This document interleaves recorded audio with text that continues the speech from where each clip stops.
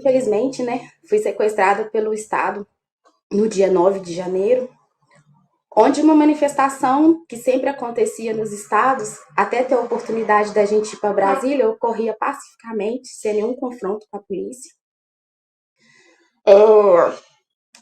Eu comecei a frequentar o movimento quando cresceu de início na Raja, né, em Belo Horizonte. Depois, quando se intensificou e ficou firme na minha cidade, eu passei a ficar aqui também. Eu ia com meu filho, minha mãe, os meus sobrinhos. Eu achava que eu ia acabar sozinha na vida, por as pessoas que eu conhecia do trabalho. Eles tinham um viés diferente do meu. E aí, quando esse movimento surgiu, eu me senti em casa, eu me senti em família. Eu falei, nossa, muita gente pensa como eu. Onde que estava esse povo todo? E ali a gente começou a ir, a ficar, a clamar, a pedir ajuda. E não imaginávamos, né, que seríamos entregues de bandeja como bandidos, como terroristas, sem ser nada daquilo que nos acusa. Eu saí daqui no sábado à noite, cheguei em Brasília perto das 13 horas. Logo que eu cheguei, fui recepcionada no QG por pessoas que já estavam lá, nos indicaram ali, tem barraca de comida, aqui vocês podem deixar as suas coisas. Logo eu procurei comer, porque eu estava com fome. E perto da 1h40, eu vi um rapaz convocando o pessoal para descer. Vi um rapaz que não parecia ser do nosso movimento. Ele tinha um bastão na mão. Andava de um lado, andava para o outro. Vi uns que faziam um movimento com a boca assim, Não era movimento, não era do nosso meio, assim, fazer esse movimento, porque a gente cantava e rezava. A gente não fazia esse tipo de som. Então, o pessoal desceu, foi à praça.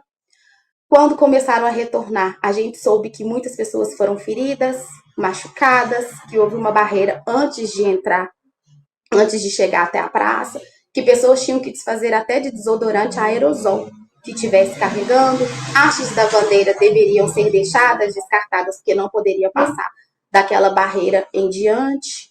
E aconteceu toda uma agressão, né? Onde idosos foram feridos, pessoas saíram machucadas.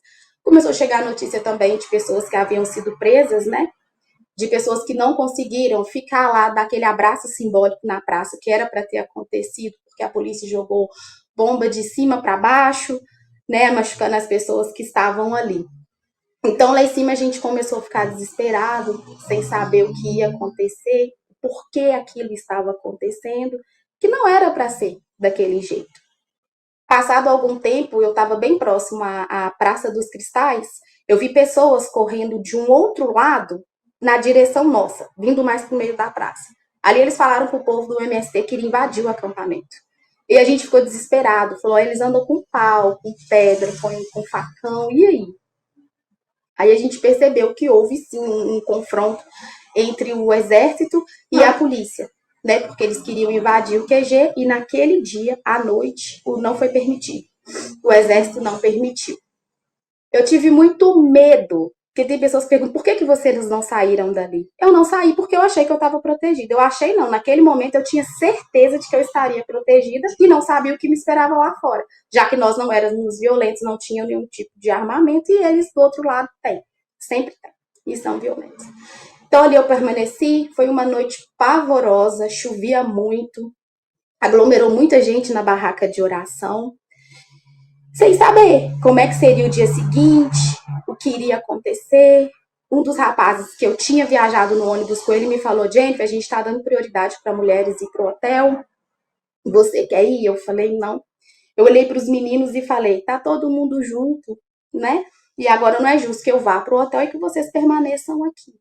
Tava tranquila, porque eu falei, aqui nada vai acontecer. Só que quando foi de manhã, o clima mudou. A gente já fazia perguntas pro pessoal do exército, eles não respondiam. Não respondiam. Já estava com um escudo grande que você coloca assim na mão e tampa até o rosto, daquele jeito. Já não conversavam muito mais com a gente. E a gente andou para um lado, andou para o outro. Eu vi, passando no acampamento, rapazes novinhos, falava assim, moças, vão embora. Idosos, crianças, vão embora. Eu tive medo de ser infiltrado e falava: o que vai encontrar lá fora? O que eu vou encontrar lá fora? Aqui eu sei que a gente está protegido, nada vai acontecer. E por várias vezes eu transitando para um lado, para o outro, vi barraca fechada, vi que já tinha diminuído o número de gente, mas tentando entender ainda o que tinha acontecido, encontrava com pessoas sempre dizendo: vão embora, vão embora. Chegou um certo momento que realmente começou a diminuir bastante o número de pessoas, e aí o pessoal começou a chamar: vamos embora. Aí já era o pessoal que eu tinha ido com eles no ônibus. Não nos conhecíamos, não tinha amigo ali, eu conheço fulano, não. São pessoas que frequentavam o acampamento, né, e decidiu ir, na oportunidade que teve da gente ir para Brasília. E aí eu olhei para um senhorzinho e perguntei se ele não ia. Ele falou que não conseguia correr, então eu fiquei para poder ajudar. E mais 2 que estavam dentro do ônibus também ficou para poder ajudar. Nisso, quando a gente conseguiu caminhar, porque ela é muito grande, e chegar próximo à saída, foi nos informado que já não era possível passar mais, que a ordem era para cercar. Ninguém mais saía, a não ser que fosse nos ônibus disponibilizados pelo Estado.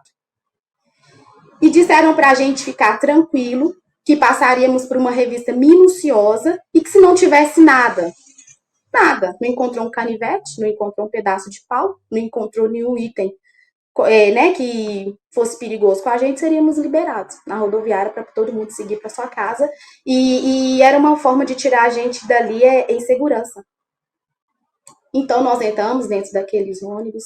O moço do exército subiu, disse para a gente: fiquem tranquilos, será revista minuciosa, que não, se não for encontrado nada, vocês serão liberados para casa, serão deixados na rodoviária. Vou perguntar de novo: algum de vocês está com algum objeto, algum utensílio que corta, alguma coisa que, né, que vá prejudicar? Se tiver, pode jogar pela janela.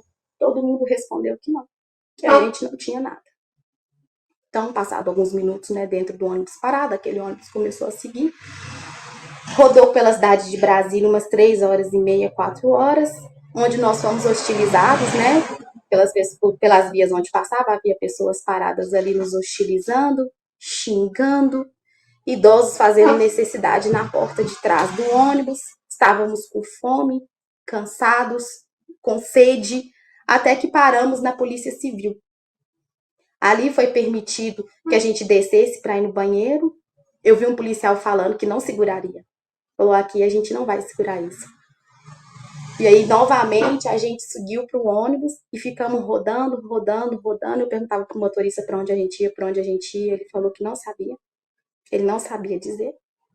Até que a gente chegou na academia da Polícia Federal. Quando chegou lá, nenhuma informação era dada. Nenhum policial falava nada. Era super ríspidos com a gente. A gente via aquele tanto de idoso passando mal. Uma moça começou a gritar pedindo ajuda porque o pai dela, ela disse que estava tendo um AVC, ele estava na cadeira de rodas. Aquele monte de policial se posicionou na nossa frente, helicóptero em cima com aquele barulho horroroso, todos muito bem armados. E aí nos pediram para poder fazer uma fila. Nessa fila foi revistada a nossa mochila, não tinha nada. Pediu que a gente passasse, né? Que a gente foi revistado, pediu para que a gente passasse e aguardasse.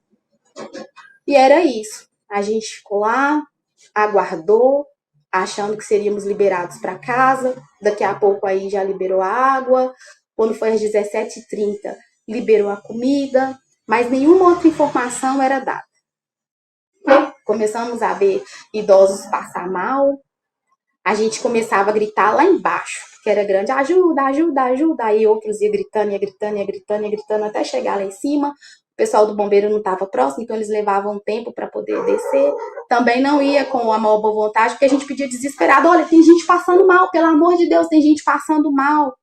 Iam como podiam, a hora que dava, porque era muita gente. Se você pedisse ajuda a um policial do lado, nada ele falava com você, nada, e não se movia. Vendo um idoso passar mal, vendo a gente chorar desesperado, nada fazia.